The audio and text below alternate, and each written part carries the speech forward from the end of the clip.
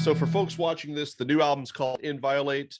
Fans can get their hands on it January 28th. And there are a lot of interesting things baked into the creation of this new record. One of them I love is your new guitar, the Hydra, which you designed custom. And it's being described as based on a steampunk motif you had in your head. So on paper, it seems like an instrument that you built to encompass a lot of different things, like all in one guitar. But I'd love to hear the science of it from your perspective. Yeah, it's the kind of thing where I've always had a pull to like multi-neck guitars, and in the past I played that big red heart guitar, and I've had triple necks and these kinds of things, and I've always tried to, at some point, incorporate the other necks into a performance, But with the Hydra, I wanted to really create something where everything is integrated in one performance. So it originally started about 5 years ago. I was watching this Mad Max movie where they're flying through the desert and there's this guy strapped to the front of a truck and he's playing this wild guitar. Did you see that? Yeah, I did see that. Yeah, awesome. Yeah, and I thought that was really cool, but it's fake. Yeah. It's Hollywood. I'm going to make it real. Yeah. I'm going to do something wild, So I came up with the idea of creating this guitar that had a 12-string neck that was half fretless and a 7-string and a 3/4-inch bass neck that was half fretless and harp strings, and I was into the steampunk motifs at the time. So I gathered a bunch of materials and I sent it to Ibanez, and they sent me, the designers and the engineers in Japan flipped out and they just went above and beyond, I couldn't believe it, because they're usually very conservative. And they sent me back a rendering of the Hydra and I couldn't believe it. I'd like, you're going to build this? And they're like, yes, we are, Mr. Steve.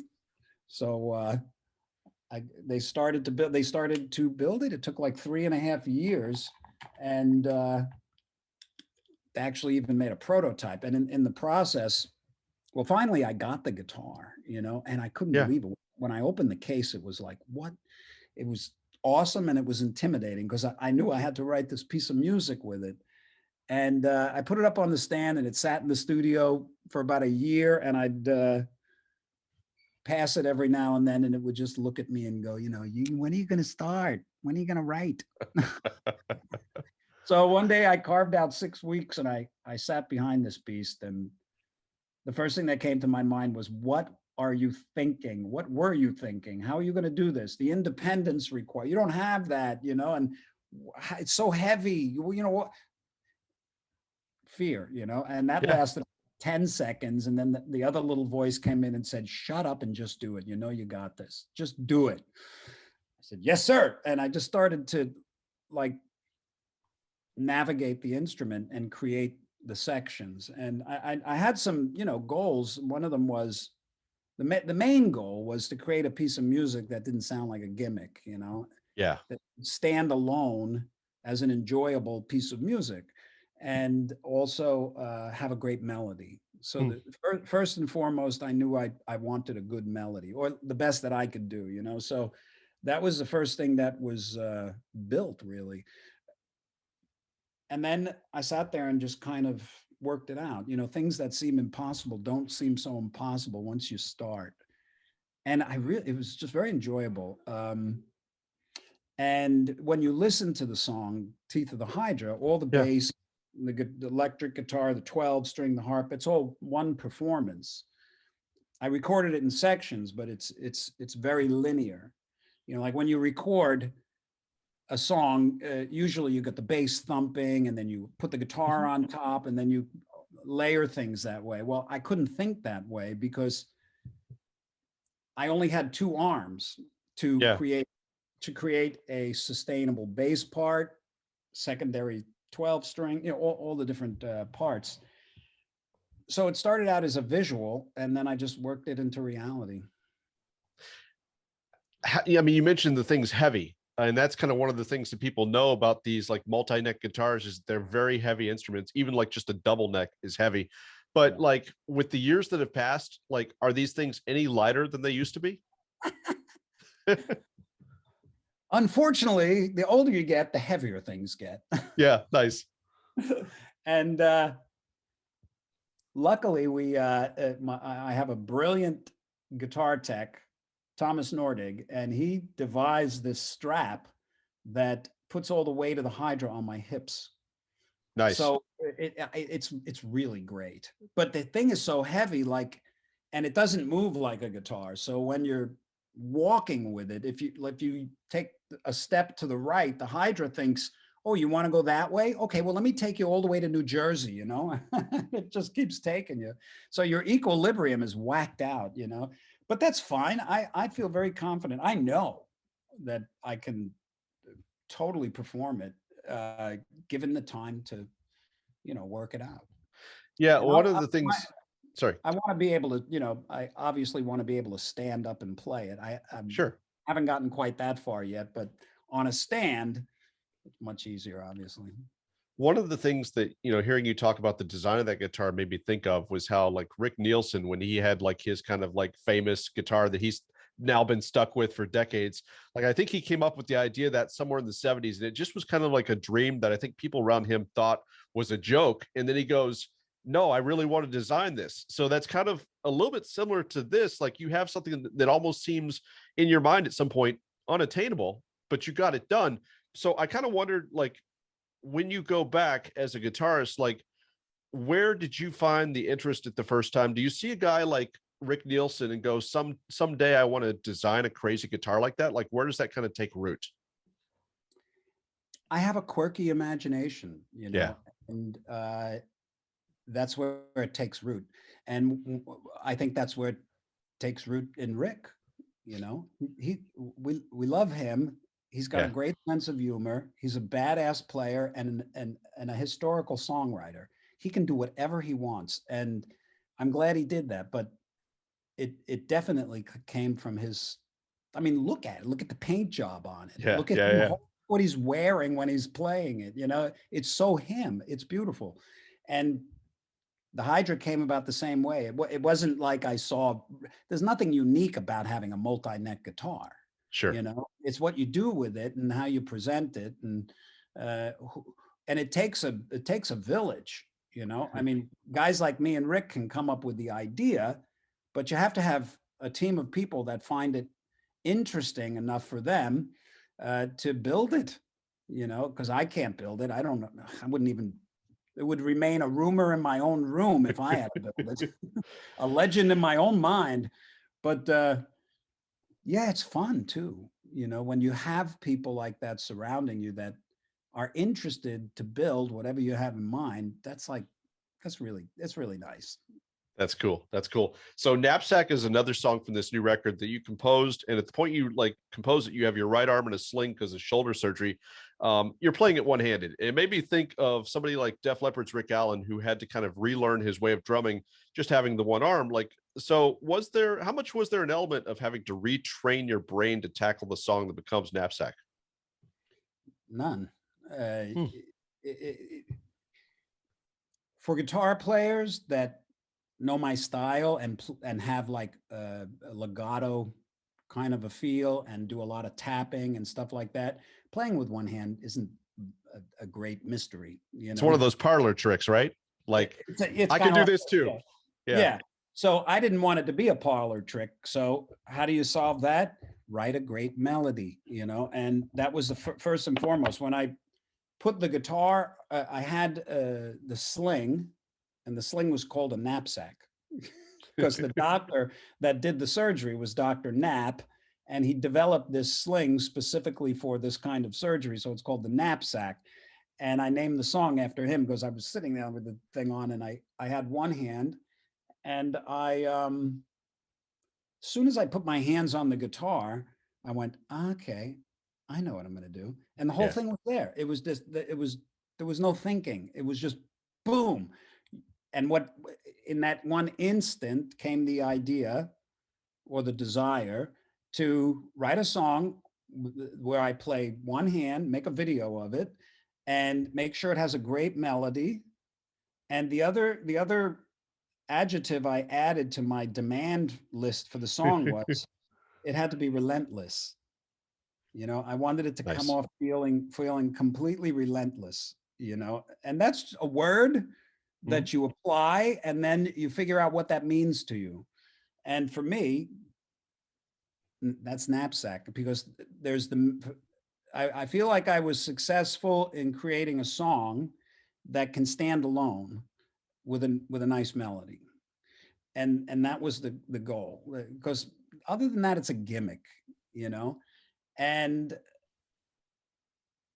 I also knew that I just wanted to go far above and beyond what would seem possible. You know, why not? You're allowed to feel that way, you know. So I just said, how do I do that? Just be relentless, you know. And it's not, it was a workout, man. It was a workout, but it was fun, you know. So the song has the melody, and then it has the crazy one hand shredding stuff, and then it returns to the beautiful melody. And the real challenge for me with that song was, it was at a time during COVID. So Yeah. nobody was coming to the studio. I had no engineer. I had to, you know, ostensibly set everything up, the amps, the video, I had to, the sessions, the mics, the recording, the editing, the mixing and everything, the playing of it with one hand, because I couldn't even use my other hand to set up the mics, you know. Oh, geez. But when you move, when you move purposefully, without the feeling that you're in a rush, you're in control of everything. It's hard to explain. If I feel like I've got to set up the microphones, a Yeah. part of me can say, well, how am I going to do this? I don't want to have to sit there and go get the microphones. I've got one hand, then I got to find the cables, then I got to plug them into the walls, and I got to go to the patch bay, and I got to see where they're coming up, and I got to hook them up to the interfaces and all this stuff. And what a pain in the ass this is all going to be. Where's my engineer? You know? But what I do is I just lose psychological time and enjoy the process of setting up the mics very, very consciously and in presence, and, you know, then you get to the part, okay, here's the melody, you know. So it was enjoyable because I wasn't in a rush.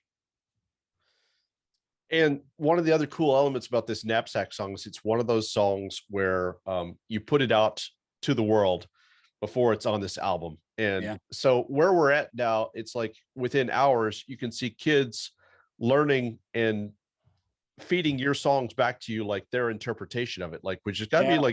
like, how much are you fascinated with the learning speed of kids learning to play these days and the methods they're using to learn?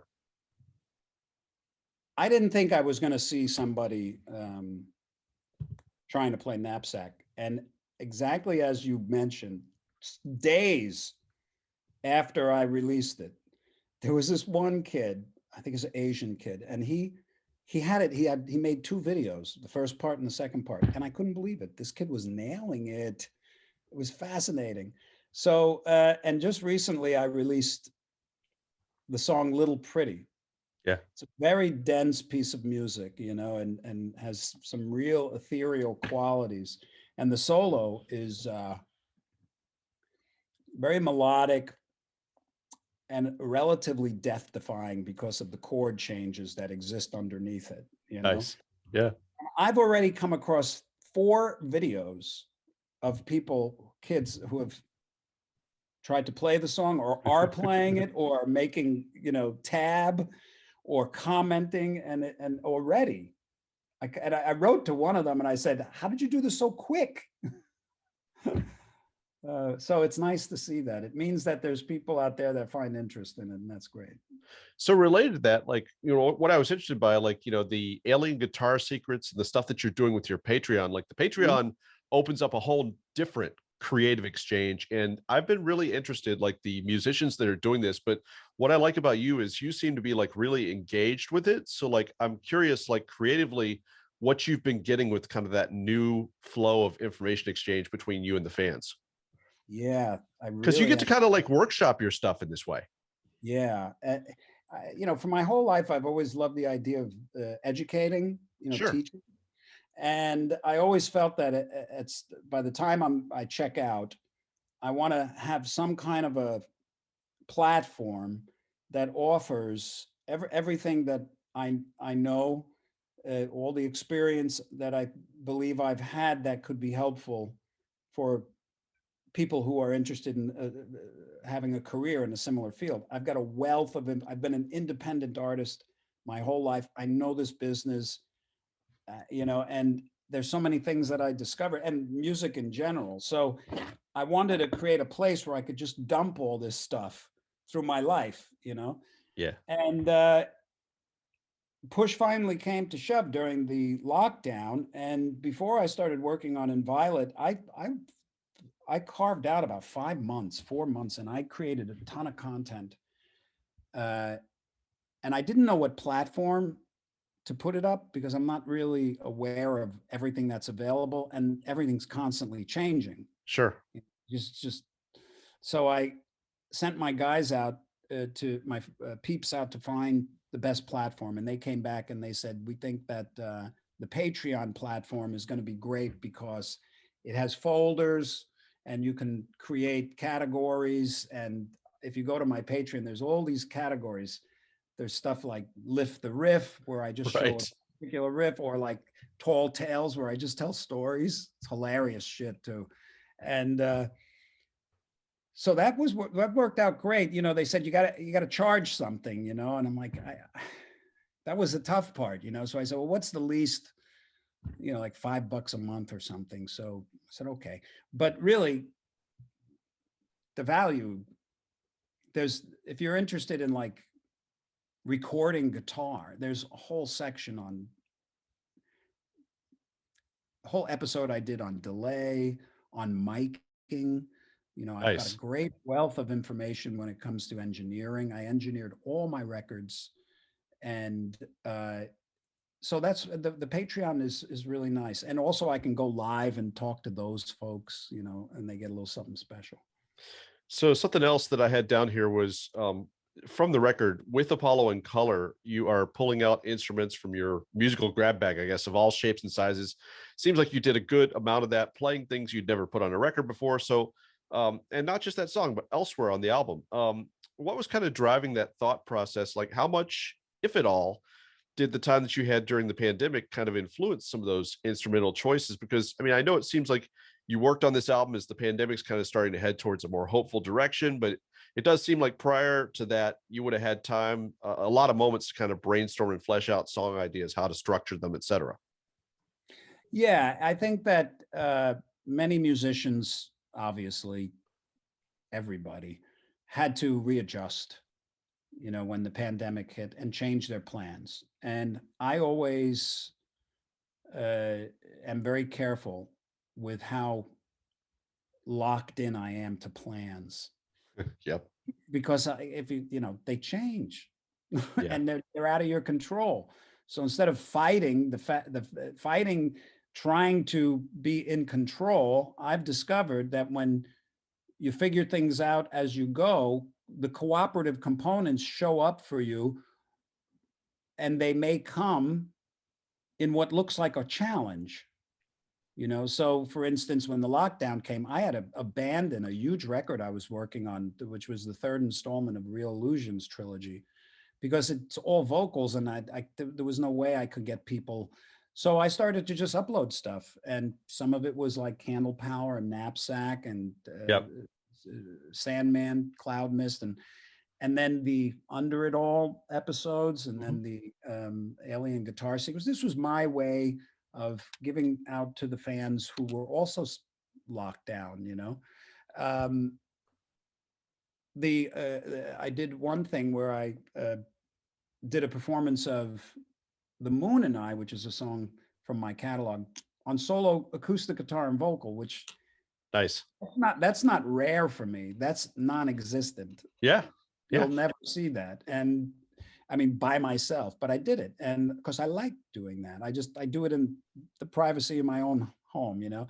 But I have a whole slew of songs that I always felt would be right for my voice and my musical DNA. And I started to record that during lockdown because the response from The Moon and I was so good. And I actually came very close to completing that solo acoustic vocal record, but then the shoulder surgery happened, and that was perfect. And also my finger, I got trigger finger, and Yeah. they happened at the same time. And the timing on that was perfect, you know? And then, well, what do you do? Now you can't play. Do a song with one hand, you know? Yeah. And, Yeah.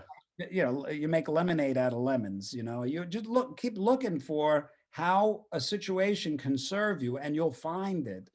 So then other things started to take place. The desire to go back on tour was getting really strong. Sure. Yeah. And that's why I said, okay, I got these tracks, fill this record out, no nonsense, no little in between bits, all melody, the best playing you can do.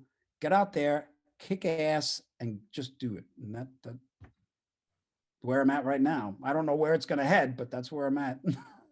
What becomes of the record that you were working on initially? When will folks, see that? When will that reemerge in some form? I'm thinking if I get time to finish it while I'm on tour, Nice. Yeah. come out next year.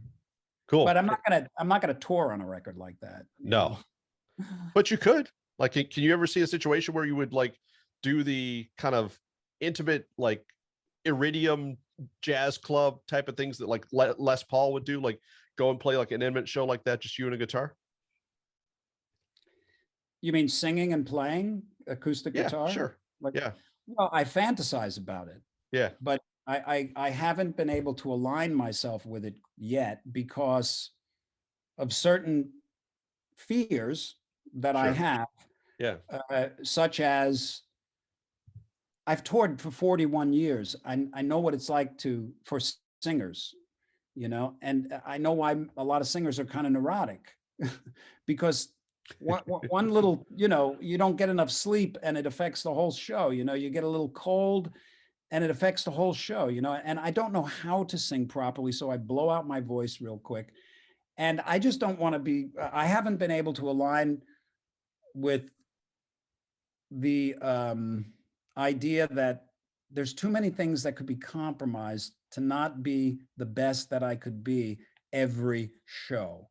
Yeah. So now I know what it takes to be the best at every show, and it's all mental. And I'm waiting for the little voice to say, all right, you got this. You want to do this. You do it great. You don't have to worry about any of that other stuff. You got it, and people will enjoy it. And now's the time. Now I am just not there. When you go back to the initial touring that you did with David Lee Roth in the 80s, like, what are the memories that kind of stick with you as far as working up the Van Halen songs that you all were playing on that tour? Well, just how great they were, you know, just as a guitar player playing Edward's parts, it's a joy because they're perfectly orchestrated. They fall on your hands beautifully. And they're just engineered so beautifully. Now you can learn how to play them, but it's not going to sound like Edward. You know, it'll always sound like you. And they sounded like me playing Edward's parts, but you know, and I did my best to pay respect to them because they're great fun to play. And it was nice. It was such an incredible opportunity and a joy to play those songs in front of 25,000 people a night. What was the most challenging one for you to work up? Then the challenging aspect for me in playing those tracks was also the educational aspect. And that was how Edward quantified his parts. They had not sharp edges, but it's kind of hard to explain. They're well-rounded edges, but his ability to sync to a drummer, to his brother, was magical. So finding that groove, because his brother didn't play straight like a drum machine. Yep. But the way that they locked was remarkable, you know? So that's something that you can't really learn by learning where to put your fingers. You know what I mean? That's an internal thing. And you'd have to be playing with Alex to understand how you would navigate those parts the way Edward did. I played them with Greg Bissonette, who is a fabulous drummer. He's a little more straight ahead in the groove, like Alex flows more, Greg is locked, So I was playing to Greg, so that was a bit different.